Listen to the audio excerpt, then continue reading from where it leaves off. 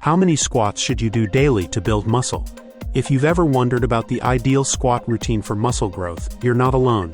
Squats are one of the best exercises for strengthening and sculpting your lower body. But how many reps and sets do you really need? Let's break it down. For muscle growth, also known as hypertrophy, the key is progressive overload, gradually increasing resistance over time. If you're using just your body weight, aim for 3 to 4 sets of 15 to 25 squats per day. This range helps build endurance while stimulating muscle fibers. Want faster results? Adding weights makes a huge difference. If you're using dumbbells, kettlebells, or a barbell, 3 to 4 sets of 8 to 12 squats with a challenging weight is the sweet spot for building strength and size. The weight should be heavy enough that your last few reps feel difficult but manageable with good form. Squatting daily can be effective, but recovery is just as important as training. If you're doing high representative bodyweight squats, daily training is fine.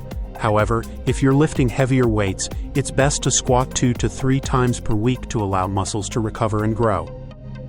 Don't forget, muscle growth isn't just about reps and sets.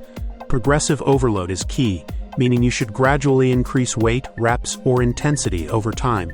Pairing squats with a high-protein diet, around 1.6 to 2.2 grams of protein per kilogram of body weight daily, will also help maximize muscle growth. So, how many squats should you do daily? If you're using body weight, aim for 50 to 100 reps spread across multiple sets.